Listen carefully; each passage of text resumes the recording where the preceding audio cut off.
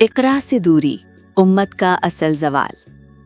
Doctor زابر سعید بدر مسلمانوں کی فکری، سماجی اور دفاعی زوال کا جائزہ لیتے ہیں۔ ہم اکثر اپنی کمزوریوں کا سبب دوسروں کی طاقت کو قرار دیتے ہیں، مگر تاریخ کا سب سے تلخ سبق یہ ہے کہ قومیں باہر سے کم اور اندر سے زیادہ شکست کھاتی ہیں۔ آج اگر مسلمان دنیا کے نقشے پر موجود تو ہیں، مگر علمی قیادت سے محروم ہیں، تو ہمیں سب سے پہلے اپنے گریبان میں جھانکنا ہوگا۔ مسئلہ تعداد کا نہیں، وسائل کا نہیں، فوج کا نہیں، مسئلہ علم سے دوری کا ہے۔ قرآن کا پہلا حکم اقرا ہے۔ یہ محض ایک روحانی پیغام نہیں تھا، یہ تہذیبی سمت کا اعلان تھا۔ یہی وہ حکم تھا جس نے ایک صحرائی معاشرے کو چند صدیوں میں علم کا مرکز بنا دیا۔ بغداد، قرطبہ اور سمرقند صرف شہر نہیں تھے، وہ فکر کے چراغ تھے۔ طب، ریاضی، فلکیات اور فلسفہ میں مسلمانوں نے بنیادیں رکھیں۔ یونانی علوم کے تراجم ہوئے، نئی تحقیقات ہوئیں، الجبرا وجود میں آیا، سائنسی طریقہ کار کو فروغ ملا۔ یہ وہ دور تھا جب علم عبادت سمجھا جاتا تھا۔ مگر پھر تاریخ کا پہیہ رکا نہیں، ہم رک گئے۔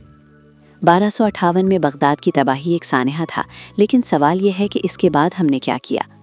یورپ نے بھی طاعون دیکھا، جنگیں دیکھیں، شہر جلتے دیکھے، مگر اس نے نشاط ثانیہ پیدا کیا، ہم نے مرثیہ پیدا کیا۔ ہم ماضی کی عظمت میں پناہ لیتے رہے، مستقبل کی تعمیر نہ کر سکے۔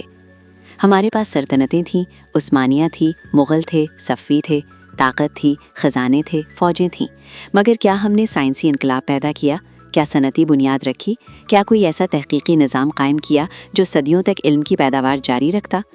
حقیقت یہ ہے کہ ہماری زیادہ تر توانائی توسیع، دربار اور اقتدار کے استحکام میں صرف ہوئی، علم کی مسلسل تخریق میں نہیں۔ پھر 20ویں صدی میں ہمیں تیل ملا، دولت آئی، آسمان کو چھوتی عمارتیں بنی، شاہراہیں، ہوٹل، اسلحہ، درآمدی ٹیکنالوجی، سب کچھ آیا۔ مگر کیا ہم نے تحقیق و ترقی کو قومی ترجیح بنایا؟ کیا ہم نے اپنی یونیورسٹیوں کو دریافت کا مرکز بنایا؟ دنیا کی بڑی سائنسی فہرستوں میں ہمارا حصہ انتہائی کم ہے۔ نوبل انعامات، عالمی تحقیقی جرائد، پیٹنٹس، جدید ٹیکنالوجی، ان سب میں ہماری موجودگی برائے نام ہے۔ یہ تلخ حقیقت ہے، مگر اس کا سامنا کرنا ہی اصلاح کی پہلی شرط ہے۔ ہم اکثر سازشی نظریات کا سہارا لیتے ہیں۔ ہمیں بتایا جاتا ہے کہ ہماری کمزوری کا سبب بیرونی طاقتیں ہیں۔ یقیناً عالمی سیاست میں مفادات کام کرتے ہیں، مگر سوال یہ ہے کہ کیا ہم نے خود کو اس سطح تک پہنچایا جہاں ہم اپنی تقدیر کے معمار بن سکیں؟ سازشی نظریات ذہنی تسکین دیتے ہیں، مگر وہ لیبارٹری نہیں بناتے، نہ تحقیق پیدا کرتے ہیں۔ جاپان کی مثال ہمارے سامنے ہے۔ دوسری جنگ عظیم میں شکست، ایٹم بم، مکمل تباہی، مگر اس کے بعد انہوں نے فیصلہ کیا کہ طاقت علم سے آئے گی۔ انہوں نے نظم و ضبط اپنایا، تعلیم کو مرکزی ستون بنایا، تحقیق میں سرمایہ لگایا اور دنیا کی بڑی معیشتوں میں شامل ہو گئے۔ چین کو کبھی پسماندہ اور افیونی قوم کہا جاتا تھا، مگر اس نے دہائیوں کی منصوبہ بندی سے ٹیکنالوجی اور صنعت میں مقام حاصل کیا۔ بھارت نے آئی ٹی کو قومی حکمت عملی بنایا اور عالمی سافٹ ویئر مارکیٹ میں اپنی جگہ بنا لی۔ ان قوموں نے شکوہ کم اور کام زیادہ کیا۔ ہماری اصل کمزوری جذباتیت ہے۔ ہم رد عمل میں جیتے ہیں، منصوبہ بندی میں نہیں۔ ہم تقریروں میں اقرا دہراتے ہیں، مگر تحقیق پر بجٹ کم رکھتے ہیں۔ ہماری جامعات ڈگریاں دیتی ہیں، دریافت کم کرتی ہیں۔ ہمارے معاشرے میں سائنسدان ہیرو نہیں، خطیب اور سیاستدان ہیرو ہوتے ہیں۔ جب تک ترجیحات نہیں بدلیں گی، نتائج نہیں بدلیں گے۔ یہ بھی درست نہیں کہ مسلم دنیا میں کوئی مثبت مثال موجود نہیں۔ کچھ ممالک نے دفاعی صنعت، ٹیکنالوجی اور صنعت میں پیش رفت کی ہے، مگر یہ جزوی کامیابیاں ہیں، اجتماعی علمی انقلاب نہیں۔ مسئلہ فرد کا نہیں، نظام کا ہے۔ ہمیں تعلیمی اصلاحات، تحقیق میں سرمایہ کاری، میرٹ پر مبنی ادارے اور تنقیدی سوچ کی آزادی درکار ہے۔ تاریخ کا اصول سادہ ہے، علم طاقت پیدا کرتا ہے، دولت علم کے بغیر عارضی ہے، فوج علم کے بغیر محدود ہے۔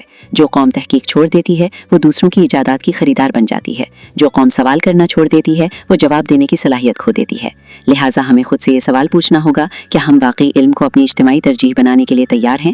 کیا ہم جذباتی نعروں سے نکل کر تحقیقی منصوبہ بندی کی طرف آئیں گے؟ کیا ہم اپنی نئی نسل کو رٹے کے بجائے تخلیقی سوچ دیں گے؟ امت کا زوال بیرونی طاقتوں سے زیادہ اندرونی جمود کا نتیجہ ہے۔